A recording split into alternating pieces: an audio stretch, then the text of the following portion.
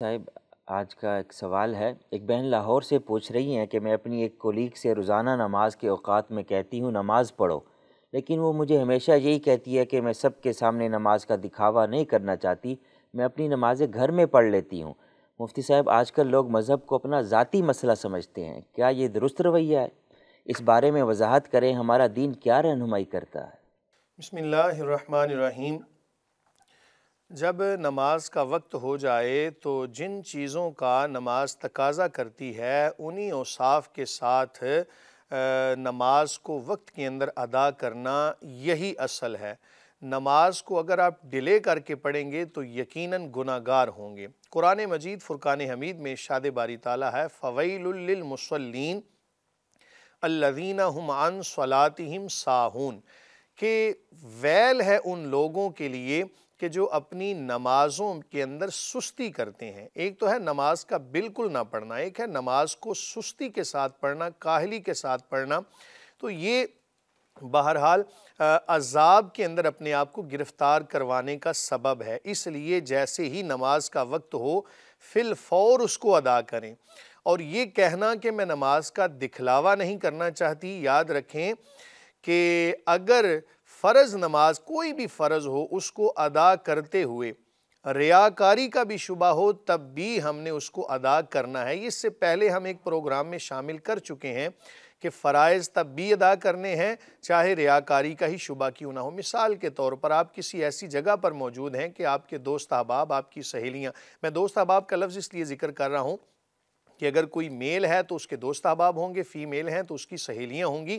تو اگر وہ وہاں پر موجود ہیں اور آپ اس وجہ سے نماز نہ پڑھیں کہ جی وہ کہیں گے دیکھو اپنی نماز کو ظاہر کر رہا ہے تو یا ظاہر کر رہی ہے، تو یاد رکھیں کہ جماعت کا قیام بالکل اس کے اندر ظاہر تو ہوگا۔ ایک بندہ اگر جماعت کے ساتھ نماز پڑھ رہا ہے تو اس کے اندر اظہار ہوگا۔ تو اصول یہ یاد رکھیں کہ فرائض کو ہمیشہ سب کے سامنے ادا کریں اور نفلی عبادت ہو تو اس کو ہمیشہ چھپا کر کریں۔ ہمارے ہاں عجیب ہی مسئلہ ہے کہ نوافل کا معاملہ ہو تو بڑی تشہیر کی جاتی ہے اور اگر فرائض کا معاملہ ہو تو طرح طرح کے ہیلے بہانے کیے جاتے ہیں۔ بہرحال یہ بات یاد رکھیں۔ دوسری بات جو آپ نے کہی کہ مذہب کو لوگ اپنا ذاتی مسئلہ سمجھ لیتے ہیں، یاد رکھیں کہ دین کے اندر بھی غلوف کرنے سے منع کیا گیا۔ اس کی مثال یوں سمجھیں کہ کوئی بندہ مثال کے طور پہ نماز ہی پڑھتا چلا جا رہا ہے، باقی کوئی کام کر ہی نہیں رہا، تو یہ بھی ممنوع ہے۔ بھئی جب فرض آپ نے ادا کر لی ہیں تو اس کے بعد اپنے دیگر معاملات کے اندر مصروف ہوں۔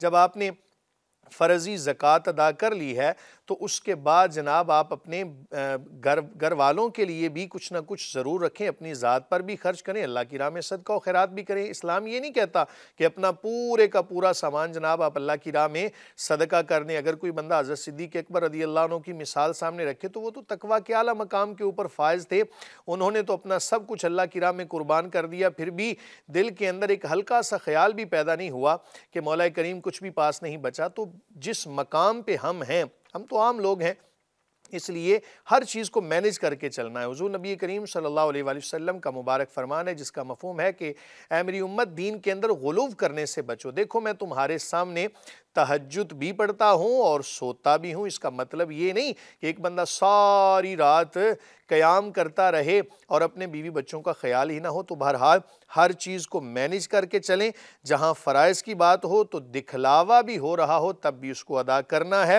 اور نفلی عبادت ہو تو اصل اس کے اندر چھپانا ہے۔ بہرحال اگر آپ کی نیت یہ ہوگی کہ میں نفلی عبادت اس لیے کر رہا ہوں سب کے سامنے کہ لوگ بھی دیکھ کر اس سے سبق حاصل کریں اور لوگوں کو تعلیم ہو، تو اس نیت کے ساتھ نفلی عبادت کو ظاہر کرنا بہرحال جائز ہوگا۔ جی مفتی صاحب، ایک سوال ہے، شہریار یاسین فیصل آباد سے پوچھتے ہیں کہ آج کل مردوں میں ہیئر ٹرانسپلانٹ کا رجحان بڑھ رہا ہے۔ جو لوگ ہیئر ٹرانسپلانٹ کرواتے ہیں ان کے اپنے بالوں کو سر کے ایک حصے سے اکھاڑ کر گنج والے حصے پر مصنوعی طور پر پیوند کاری کی جاتی ہے، کیا یہ شرعاً جائز ہے؟ بسم اللہ الرحمن الرحیم۔ پہلی بات تو یہ یاد رکھیں کہ جب اللہ رب العالمین کی طرف سے کوئی چیز بطور آزمائش ہمارے اوپر آ گئی، کوئی بیماری آ جاتی ہے، کوئی پریشانی آ جاتی ہے، تو اس پر صبر ہی کرنا چاہیے۔ سر کے اوپر سے اگر بال اکھڑ گئے ہیں، اتر گئے ہیں، تو کوشش یہی کریں اللہ تعالیٰ کی رضا سمجھ کر اور اس پر صبر کریں۔ تاہم اگر ضرورت بن جائے، امر مجبوری بن جائے، یہ میں مسئلہ اس لیے بیان کر رہا ہوں کہ عزیمت پر بھی ہمیں عمل کرنا چاہیے، لیکن جب ضرورت بن جائے، مثلا رشتہ نہیں ہو رہا یا لوگ بہت زیادہ مذاق کرتے ہیں، اور مذاق کرنے والوں کو بھی ہوش کے ناخن لینے چاہیے کہ جس چیز کے اندر بندے کا اختیار شامل نہ ہو اس کے اندر مذاق بھی نہیں کرنا چاہیے۔ تو اگر کوئی رشتے کا مسئلہ بن گیا یا اپنی زوجہ کے لیے اس کو دکھانے کے لیے، بہرحال اس کے اندر نیت غلط نہیں ہونی چاہیے، کیونکہ جب نیت غلط ہو گئی تو اس پر جو بھی اعمال کا ترتب ہوگا وہ سب کا سب غلط ہوگا۔ اچھی نیت کے ساتھ اگر آپ بال لگواتے ہیں، ہیئر ٹرانسپلانٹ کرواتے ہیں، تو اس کے لیے صرف یہ آپ نے یاد رکھنا ہے کہ کوئی بھی ایسی چیز اس کے اندر شامل نہ ہو کہ جو حرام اجزاء پر مشتمل ہو، کیونکہ اپنے جسم کے اوپر ایسی چیزیں لگانا کہ جو حرام ہوں، ناپاک ہوں، وہ ناجائز ہیں۔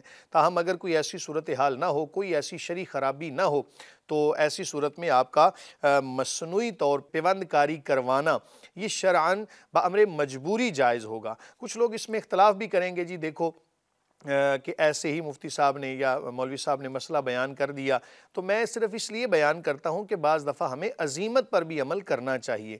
مجبوری بن گئی تو ایسی صورت میں آپ مصنوعی طور پیوند کاری کروا سکتے ہیں، اس میں کوئی شرعی قباحت نہیں ہے، لیکن حرام اجزاء اس میں بہرحال شامل نہ ہوں۔ مفتی صاحب، ہیئر ٹرانسپلانٹ جو کرواتے ہیں، اگر نیت یہ ہو کہ میں جوان ہوں اور لوگ میرے بال شال پف شف دیکھتے رہیں، اس نیت سے اگر کوئی کرتا ہے تو کیا جائز ہوگا؟ دیکھیں، جب اس کی نیت یہ ہوئی کہ لوگ واہ واہ کریں تو ایسی صورت میں نیت غلط ہو گئی۔ لوگوں کو دکھانے کے لیے ایسا کرے گا تو بہرحال جائز تو ہوگا، لیکن نیت غلط کرنے کی وجہ سے ایک طرح سے گناہ کے اندر شامل ہوگا۔ اس لیے میں نے کہا کہ نیت اچھی کر لے، نیت یہ کر لے کہ میں ایک اچھا لگوں اور اللہ تعالیٰ نے جو مجھے شکل و صورت عطا کی ہے لوگ بدگمانی سے بچیں، یہ نیت کر لے کہ میری وجہ سے لوگ جب مجھے مذاق کریں گے، گناہ کے اندر مبتلا ہوں گے، تو لوگوں کو گناہ سے بچانے کے لیے اگر ایسی نیت کر لیتا ہے تو پھر شرعی طور پہ جائز ہوگا۔ جی مفتی صاحب، اگلا سوال محمد ذیشان ملتان سے پوچھتے ہیں کہ میرے والد صاحب نے ایک وصیت کی تھی میری قبر اپنی والدہ کی قبر کے ساتھ بنانا، کیونکہ انہوں نے والدہ کے وفات کے ساتھ ہی اپنی جگہ متعین کر دی تھی اور ہر مہینے گورکن کو جگہ کی حفاظت کے لیے معاوضہ بھی دیتے تھے، اس لیے ہم نے ان کی وصیت کے مطابق ان کی وفات کے بعد اسی جگہ انہیں دفن کر دیا، لیکن ابھی ہمیں کسی نے کہا ہے کہ اپنی زندگی میں قبر کی جگہ متعین کرنا جائز نہیں ہے، اس لیے ہماری رہنمائی فرمائیں کہ کیا واقعی اپنی قبر کی جگہ متعین کرنے کے بارے میں ہمارا دین اجازت دیتا ہے؟ بسم اللہ الرحمن الرحیم۔ چونکہ قبرستان جو ہوتے ہیں یہ ایک وقف ہوتے ہیں، یعنی وقف ہوتے ہیں، اس سے عام لوگ فائدہ حاصل کرتے ہیں، عام لوگوں کے لیے یہ جگہ وقف کی جاتی ہے۔ کوئی بھی بندہ جا کے اپنی جگہ مختص کر لے تو یہ شرعاً جائز نہیں ہوتا، کہ اس سے تو عام لوگ فائدہ حاصل کریں گے، اور یہ کہنا کہ میری قبر یہاں ہی بنانا، بھئی ہمیں کیا پتا کہ کہاں ہمارا وقت آخر آئے گا،